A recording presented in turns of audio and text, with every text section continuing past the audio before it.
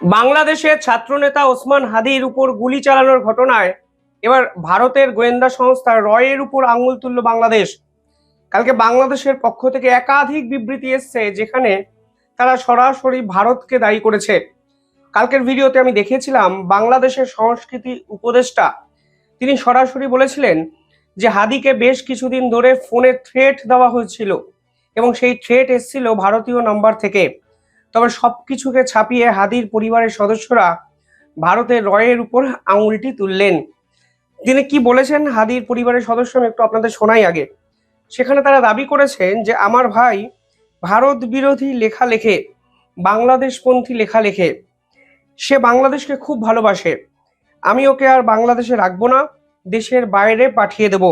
ভারতের আছে, আওয়ামী লীগ আছে, তাকে আর বাঁচতে দেবে না। অর্থাৎ নিজেই এই ভদ্রমহিলা বলছেন যে হাদি অর্থাৎ ওসমান হাদি, যিনি বাংলাদেশের ছাত্র নেতা, তিনি ভারত বিরোধী লেখা লেখেন এবং তার এই গুলি খাওয়ার পিছনে ভারতের গোয়েন্দা সংস্থা রয়ের হাত আছে। প্রথমত, ভারতের গোয়েন্দা সংস্থার কাজটি কি? ভারতের গোয়েন্দা সংস্থার কাজ হলো যারা ভারতের বিপক্ষে একাধিক গুরুত্বপূর্ণ পদক্ষেপ নিয়ে ভারতের শান্তি শৃঙ্খলাকে নষ্ট করার চেষ্টা করেন, তাদেরকে চিহ্নিত করে অ্যাকশন নেওয়া। যিনি নিজেই বলছেন ভারত বিরোধী লেখা লেখেন এই ওসমান হাদি, তার উপর যদি অ্যাকশন ভারতের গোয়েন্দা সংস্থা নেয়, তাহলে ভুলটা কোথায়? যদি লজিক্যালি আপনারা ভাবেন, তাহলে দেখবেন দিনের পর দিন শেষ 1 বছর ধরে বাংলাদেশে ভারত বিরোধী যত রকম কথাবার্তা বলা হয়েছে তার 50% বলেছেন এই ওসমান হাদি। কখনো ভারতের সাম্রাজ্যবাদকে নিয়ে বলেছেন, কখনো বলেছেন আওয়ামী লীগ ভারতবর্ষের যে ইতিহাস সেই ইতিহাসটাকে জানতে দেয়নি, কখনো আবার 1971 সালের মুক্তিযুদ্ধকে নিয়ে বলেছেন। অর্থাৎ প্রতি মুহূর্তে তিনি রাজনৈতিক ময়দানে নিজেকে প্রতিষ্ঠিত করেছেন ভারত বিরোধী হিসাবে। তিনি 15টা কথা বললে 14টা কথা বলতেন ভারতের বিপক্ষে। ভারতের বিপক্ষে অনেকেই অনেক ধরনের কথা বলতে পারেন, কিন্তু তীব্র ভারত বিদ্বেষী মনোভাব তাকে বাংলাদেশের রাজনীতিতে কিন্তু প্রতিষ্ঠিত করেছিল। গুলি খাওয়ার ঠিক 1 ঘন্টা আগেও তিনি ফেসবুকে একটি ম্যাপ প্রকাশ করেছিলেন এবং সেই ম্যাপেও ভারতের ম্যাপকে বিকৃত করে দেখিয়েছিলেন তিনি। সেই ম্যাপ যদি আপনারা দেখেন তাহলে দেখবেন তিনি বাংলাকে অর্থাৎ পশ্চিমবঙ্গকে বাংলাদেশের অংশ হিসেবে চিহ্নিত করেছিলেন। অর্থাৎ বৃহত্তর বাংলাদেশ গড়ার যে ডাক বাংলাদেশের পক্ষ থেকে একাধিক নেতারা শেষ 1 বছর ধরে দিয়েছেন, সেই ডাকটিকে তিনি অনেক বেশি সোশ্যাল মিডিয়াকে প্রচারের মাধ্যম হিসাবে বেছে নিয়ে ছড়িয়ে দেওয়ার চেষ্টা করেছিলেন। ফলে এই রকম একজন ব্যক্তির বিপক্ষে যদি কোনো গোয়েন্দা সংস্থা অ্যাকশন নেয় তাহলে তো ভুল কিছু নেই। কিন্তু ভারতের গোয়েন্দা সংস্থা তো অ্যাকশন নিয়েছে, এই রকম সঠিক তথ্য তো বাংলাদেশের হাতে নেই। তাহলে তারা তাদের নিজের আইনত বিশৃঙ্খলার দায় ভারতের উপর ঠেলার জন্য রকে কাঠগড়ায় তুলছেন। কারণ ভারতের গোয়েন্দা সংস্থার বিপক্ষে কথা বলার জন্য তাদের তো আন্তর্জাতিক স্তরকে যথাযথ প্রমাণ দিতে হবে। সেই প্রমাণ কোথায়? কেন হঠাৎ করে ওসমান হাদির গুলি খাওয়ার ঘটনাকে কেন্দ্র করে ফের ভারত বিরোধী রাজনীতিতে নামলেন ছাত্রনেতারা? দেখুন, আমি যদি বলি এই ছাত্রনেতাকে গুলিবিদ্ধ করেছে ছাত্রদের দলেরই অন্য একটি অংশ, জনপ্রিয়তার জন্য কিংবা ভোটের টিকিটের জন্য, কিংবা ওসমান হাদি যেভাবে বাংলাদেশের রাজনীতিতে নিজেকে এস্টাবলিশ করেছিলেন তা বাংলাদেশের রাজনৈতিক বহু চরিত্রই মেনে নিতে পারেননি বলে এই গুলি খাওয়ার ঘটনা ঘটেছে? কোনো কিছুই তো পরিষ্কার নয়।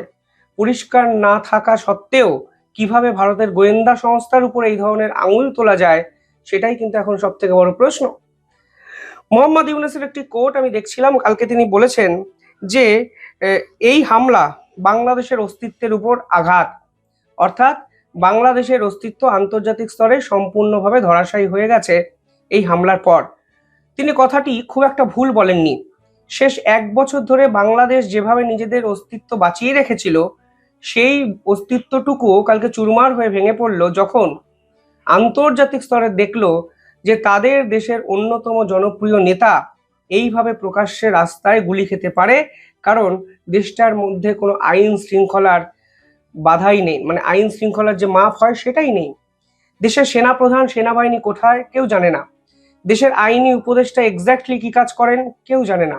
মোহাম্মদ ইউনূস সরকার শেষ 1 বছরে কি করেছেন আইন প্রশাসনের উন্নতি কল্পে কেউ জানে না। ফলে দেশের অস্তিত্ব রাখার জন্য একটা দেশের সিকিউরিটি ম্যানেজমেন্ট সকলের আগে বেটার হতে হয়। অন্তত প্রতিদিন একটা করে যে বিশৃঙ্খলার ঘটনা বাংলাদেশ থেকে আমরা দেখতে পাই, তাতে দেশটার অস্তিত্ব নিয়েই কিন্তু বড়সড় প্রশ্নচিহ্ন বাংলাদেশেরই বহু বিশেষজ্ঞ তুলেছেন। এবং ওসমান হাদি যেভাবে প্রকাশ্যে রাস্তায় গুলিটি খেয়েছেন, তাতে একটা জিনিস পরিষ্কার হয়ে গেছে, এই বাংলাদেশে সাধারণ মানুষ আর সুরক্ষিত নয় এবং তা হওয়ার সম্ভাবনাও নেই। কারণ মোহাম্মদ ইউনূস দিনের পর দিন এই আইন এবং শাসন ব্যবস্থাটাকে লালন করেছেন, পালন করেছেন। দিনের পর দিন আওয়ামী লীগের নেতা কর্মীদের মিথ্যে মামলায় গ্রেফতার করা হয়েছে। অপারেশন ডেভিল হান্ট শুরু করেছিলেন মোহাম্মদ ইউনূস এবং সেনাপ্রধান, যার একটাই লক্ষ্য ছিল আওয়ামী লীগের যারা কর্মী আছেন গ্রাউন্ড লেভেলে তাদেরকে বেছে বেছে অ্যারেস্ট করো। আজকে মোহাম্মদ ইউনূস নিজের অত্যন্ত বিশ্বাসভাজন এক ছাত্র নেতাকে হারানোর অবস্থায় দাঁড়িয়ে এই ধরনের আইন শৃঙ্খলা নিয়ে ঘুরপথেই প্রশ্ন উঠে তুললেন। কিন্তু দিনের পর দিন প্রতিহিংসা পরার রাজনীতি করতে গিয়ে তিনি ছাত্র নেতার আওয়ামী লীগের কর্মীদেরকে যেভাবে জেলে পুরেছেন, আজকে ছাত্র নেতার গুলি খাওয়ার পর তার এই ধরনের কথাবার্তা হাস্যরস উদ্রেক ছাড়া আর কিছু করছে না। বাংলাদেশের স্বরাষ্ট্র দপ্তরের পক্ষ থেকে 50 লক্ষ টাকার ঘোষণা করা হয়েছে যদি ওসমান হাদির আততায়ীকে চিনিয়ে দেওয়া যায়। দেখুন, পাকিস্তানও এই ধরনের আততায়ী খুঁজছে। শেষ 1 বছর ধরে ধারাবাহিকভাবে পাকিস্তানও বুঝতেই পারছেন না যে তাদের দেশে ঢুকে এই রকম জঙ্গিদের বাইক থেকে নেমে কারা মেরে চলে যাচ্ছে। ফলে আততায়ী খোঁজা ভালো, কিন্তু 50 লক্ষ টাকার ঘোষণা হঠাৎ করে দেওয়া, আসলে বোঝাই যায় বাংলাদেশ হঠাৎ করে ছিটকে চোর ধরতে বাজারে নেমে গেছে। হয় না যে মাথার দাম 2 লক্ষ টাকা, আততায়ীকে ধরিয়ে দেওয়া হবে টাকার জন্য। এই রকম বিশ্বাস এখনো বাংলাদেশের স্বরাষ্ট্রমন্ত্রক যে করে, সেটা ভাবলেই আরো হাসি পায়। আরো একটা বিষয় দেখুন, ফেসবুকে দেখছিলাম একজন আল জাজিরা সাংবাদিক দাবি করেছেন আসলে ওসমান হাদির অত্যন্ত ক্লোজড একজন লোক, যার নাম ফয়সাল করিম আসুদ, তিনি নাকি এই ব্যক্তিকে ওসমান হাদির উপর গুলি চালান এবং ফয়সাল করিম মাসুদ বারংবার নিজের ভুল বদলান। এমনকি 2024-এর 8ই নভেম্বর তিনি কিন্তু একটি ব্যাংক ডাকাতির মামলায় জেলে গেছিলেন, কিন্তু পরবর্তীকালে জেল থেকে ছাড়া পান এবং ওসমান হাদির অত্যন্ত বিশ্বাসভাজন হয়ে যান। এবং সেই বিশ্বাসভাজন ব্যক্তি কিন্তু ওসমান হাদিকে প্রকাশ্য রাস্তায় গুলিতে মারার চেষ্টা করেন। ফলে আলটিমেটলি বাংলাদেশ সরকার বুঝতেই পারছে না তারা কি বলবে, তারা কি করবে। এবং তাদের এই পদক্ষেপগুলো বোঝার চেষ্টা করুন যে স্বরাষ্ট্রমন্ত্রক 50 লাখ টাকা ঘোষণা করে দিয়েছে, সংস্কৃতি উপদেষ্টা সরাসরি ভারতকে দায়ী করে দিয়েছেন, পরিবারের সদস্যের পক্ষ থেকে রয়ের দিকে আঙুল তুলে দেওয়া হয়েছে এবং মোহাম্মদ ইউনূস ফিল করছেন বাংলাদেশের অস্তিত্বই বিপন্ন হয়ে গেছে, কারণ ছাত্র নেতা নাকি গুলিটি খেয়েছেন। আপনারা কিভাবে দেখছেন পুরো বিষয়টি কমেন্টে জানাবেন।